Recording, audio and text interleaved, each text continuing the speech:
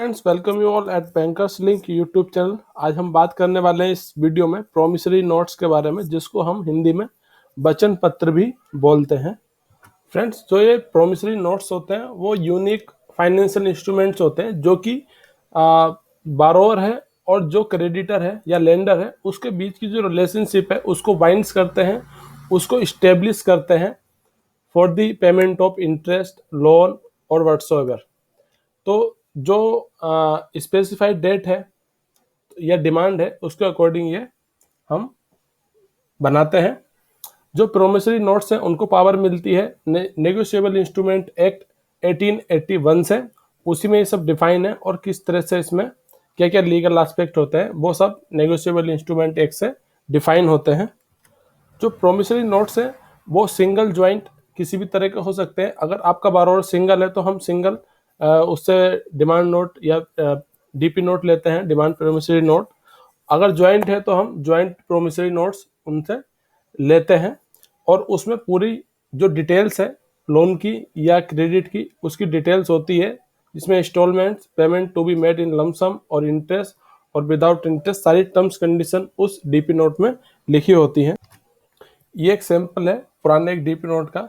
यहाँ पर जो रुपीज़ है वो ये लिखा हुआ है, डेट यहाँ पर लिखी गई है और किसने बनाया है। On demand we promise to pay the Imperial Bank of India Rangoon, जो भी दूसरी पार्टी है तो उसकी डिटेल ली गई है। यहाँ पर रेट ऑफ इंटरेस्ट लिखा हुआ है 6.5%, ये यहाँ पर स्टैंप है। ये एक देखा जाए तो टिपिकल एक सैंपल आपका प्रोमिसरी नोट है और ये डिमांड कर रहा है तो इसको हम यहाँ पे डिमांड प्रोमिसरी नोट कहते हैं। जो प्रोमिसरी नोट्स होते हैं वो टू टाइप्स के होते हैं, एक तो होते हैं आपके सिक्योर्ड और एक होते हैं अनसिक्योर्ड। सिक्योर्ड में जो भी आपका लोन है उसमें आपने कोई कोलेटरल लिया होता है, इसीलिए इसको हम सिक्योर्ड प्रोमिसरी नोट्स बोलते हैं। जैसे कि कोई भी प्रॉपर्टी है, गुड्स है, सर्विसेज है, उसके लिए जो भी लोन आपने दिया होता है और उसके अगेंस्ट में कोलेटरल भी लिया होता है तो ये एक सिक्योर्ड प्रोमिसरी नोट्स कहलाता है। इन केस जो बारोअर है वो फेल हो जाता है टू रीपे लोन या बारोड अमाउंट, तो हम उस पर्टिकुलर सिक्योरिटी को सेल करके अपना जो लोन है उसमें अप्रोप्रिएट कर देते हैं। But in case of unsecured promissory notes, जो सिक्योरिटी है इसमें कुछ भी नहीं होती है। इसका सबसे अच्छा एग्जाम्पल है क्लीन पर्सनल लोन। जो पर्सनल लोन होते हैं जनरली उसमें कोई सिक्योरिटी होती नहीं है, तो जो अनसिक्योर्ड पर्सनल लोन होते हैं उस केस में हम unsecured DP note, demand promissory note लेते हैं। इसीलिए जो रेट ऑफ इंटरेस्ट है पर्सनल लोन का वो क्लीन होते हैं, इसीलिए ज़्यादा होता है। Now the compulsory elements of a promissory notes, क्या क्या उसके एलिमेंट्स होने चाहिए जिससे कि वो लीगली एनफोर्सेबल हो अंडर कोर्ट ऑफ लॉ। तो सबसे पहले जो name of the all involve party, जो भी पार्टीज है उसमें उनका नाम क्लियर कट वहाँ पर होना चाहिए। जो क्रेडिटर है और जो बारोअर है उनका नाम वहाँ पर क्लियर कट होना चाहिए। फिर contact and address of all the parties. Generally जो बैंक्स होते हैं वो डिमांड प्रोमिसरी नोट्स देते हैं तो उसको हम किसी पर्टिकुलर एग्रीमेंट के साथ लिंक कर देते हैं तो उसकी डिटेल उस दूसरे पर्टिकुलर डॉक्यूमेंट में होती है। तीसरे है इसमें आपका लोन अमाउंट। लोन अमाउंट जितना आपने उसको दिया है क्रेडिट पे वो यहाँ पर क्लियर कट लिखा होना चाहिए। और फिर डेट ऑफ रीपेमेंट ये आपकी इसमें लिखी होनी चाहिए। ये एक सैंपल नोट है, इसमें देखिए यहाँ पर लिखा है अमाउंट, फिर डेट एंड लोकेशन, किस लोकेशन पे है, फिर है जो दे रहा है, जो प्रॉमिस कर रहा है तो वो उसका नाम यहाँ पे आएगा, किसको कर रहा है उसका नाम यहाँ पे आएगा। ये कहलाएगा प्रोमिसर, ये कहलाएगा प्रोमिसी। टू ऑर्डर और सम ऑफ, जो भी सम है रुपीज़ वो यहाँ पर आएगा। रेट ऑफ इंटरेस्ट अगर कोई है तो वो यहाँ पर आएगा और कंपाउंडिंग किस बेसिस पे है वो भी यहाँ पर आएगा। साथ ही साथ जो इसको बनाता है वो अपने यहाँ पर साइन करता है और रेवेन्यू स्टैंप यहाँ पर लगता है, जो भी एप्लीकेबल स्टैंप ड्यूटी होती है। जनरली ये डीपी नोट के लिए इंडिया में 1 रुपये है तो 1 रुपये का यहाँ पर रेवेन्यू स्टैंप लगता है। फिर है rate of interest. Rate of interest भी क्लियर कट लिखा होना चाहिए, उसकी क्या फ्रिक्वेंसी है वो भी यहाँ पर लिखा होना जरूरी है। फिर है final amount after addition of interest. अगर कोई इंटरेस्ट कैलकुलेट करके आपने अमाउंट को जोड़ कर रखा है किसी पर्टिकुलर डेट के लिए तो वो भी यहाँ पर क्लियर कट मेंशन होना। नाउ कोलेटरल और प्लेज ऑफ सिक्योरिटी एग्रीमेंट। उस एग्रीमेंट के साथ हम इस डीपी नोट को लिंक कर लेते हैं, तो वो भी आपकी क्लियर कट एग्रीमेंट में या डॉक्यूमेंट में लिखी होनी चाहिए। फिर टर्म ऑफ रीपेमेंट, कितने टेन्योर का लोन है वो सब लिखा होना चाहिए। डिफॉल्ट टर्म, अगर वो डिफॉल्ट करता है तो क्या होता है, तो generally in case of bank we apply penal interest. फिर है सिग्नेचर, जो भी पार्टी ने आपको प्रॉमिस किया है वो प्रॉपरली उस पर सिग्नेचर करेगा, और साथ ही साथ जो स्टैंप है उसको भी क्रॉस किया जाएगा या उस पर भी सिग्नेचर किया जाएगा।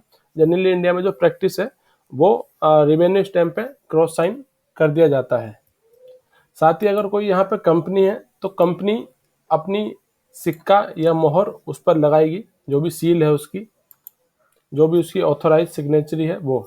फिर वैलिड स्टैम्प ड्यूटी, जो भी डीपी नोट है उसमें हम 1 रुपये का स्टैम्प पेपर या रेवेन्यू स्टैम्प लगाते हैं, तो वो भी यहाँ पर बिल्कुल स्टैम्प ड्यूटी पे होनी चाहिए।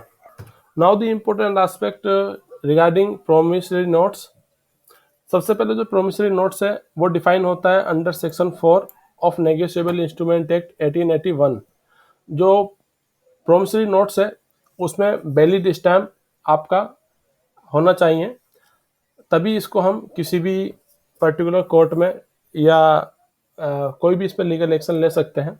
अगर एक पर्टिकुलर स्टेट में कोई प्रोमिसरी नोट्स लिखा गया है तो हम उसको दूसरे स्टेट्स में भी उसको जो कोर्ट है उसमें प्रस्तुत कर सकते हैं, और उसके लिए भी वो पूरी तरह से वैलिड होता है। इसमें कोई भी ज़रूरत नहीं है आपको उस पर्टिकुलर स्टेट की स्टैम्प ड्यूटी या रेवेन्यू दोबारा से पे करने के लिए। जो प्रोमिसरी नोट्स होता है उसमें सारी डिटेल्स होनी चाहिए, जो भी आपका एग्रीमेंट्स और टर्म्स कंडीशन है उसका। साथ ही साथ जो प्रोमिसरी नोट्स है उसमें क्लियर कट लिखा होना चाहिए रीपेमेंट एंड अदर कंडीशंस जो भी हैं। तीसरा है जो रिवेन्यू स्टैम्प है वो क्रॉस साइन होना चाहिए बारोर के द्वारा। फिर है अगर किसी तरह से जो रिवेन्यू स्टैम्प है, छोटा सा टिकट होता है रिवेन्यू टिकट, अगर वो अवेलेबल नहीं है तो इस पर्टिकुलर प्रोमिसरी नोट को हम स्टैम्प पेपर में भी प्रिंट करवा सकते हैं, वो भी पूरी तरह से वैलिड होता है। अगर बात करें डीपी नोट या प्रोमिसरी नोट की, तो वो 3 इयर्स के लिए वैलिड होता है अकॉर्डिंग टू लिमिटेशन एक्ट 1963। जिस दिन से उसका एग्जीक्यूशन होता है उस दिन से आगे 3 साल के लिए वो वैलिड होता है, और उसके बाद उसका रिन्यूअल या एक्नॉलेजमेंट करके फिर से उसकी वैलिडिटी 3 ईयर के लिए इंक्रीज हो जाती है। फिर इसमें कोई भी अमाउंट की लिमिट नहीं है, कितनी भी अमाउंट को कोई भी प्रोमिसरी नोट हो सकता है, या बारोकर ने जितना लोन दिया उसके हिसाब से प्रोमिसरी नोट हो सकता है। जो जनरली इश्यूअर होता है वो अपने पास इसको रखता है एग्जीक्यूशन होने से पहले। जैसे वो एग्जीक्यूशन करता है तो इसको वो बैंक को सौंप देता है और बैंक उसको अपने पास रखता है। और साथ ही साथ जब जो भी क्रेडिट फैसिलिटी है या लोन है जब फुली पेड हो जाता है तो उस डीपी नोट को कैंसिल कर दिया जाता है या उस पर लिख दिया जाता है paid in full. It is good practice for witness A DP note. अगर आप विटनेस कर पाते हैं तो अच्छा है, लेकिन ये कोई मैंडेटरी रिक्वायरमेंट नहीं है कि कोई भी जो पर्टिकुलर प्रोमिसरी नोट है उसको विटनेस किया जाए। Friends, thanks for watching this video. अगर इसके रिगार्डिंग कोई भी आपको क्वेश्चन या डाउट है तो वो हमें कमेंट बॉक्स में दे सकते हैं, और साथ ही इस पर्टिकुलर ट्यूटोरियल का हमने जो भी मैटर है वो अपने ब्लॉग के माध्यम से पूरी तरह से पब्लिश किया है, उसको भी आप रेफर कर सकते हैं, जिसका लिंक हमने इसके डिस्क्रिप्शन में दिया है। इस वीडियो में हमने पूरी तरह से प्रोमिसरी नोट को कवर कर लिया है, लेकिन और भी डिटेल में अगर आप पढ़ना चाहते हैं तो हमारे ब्लॉग का लिंक दिया हुआ है हमने इस वीडियो के डिस्क्रिप्शन में, उसको फॉलो करते हुए आप इसको पूरी डिटेल में हमारे ब्लॉगर पर पढ़ सकते हैं।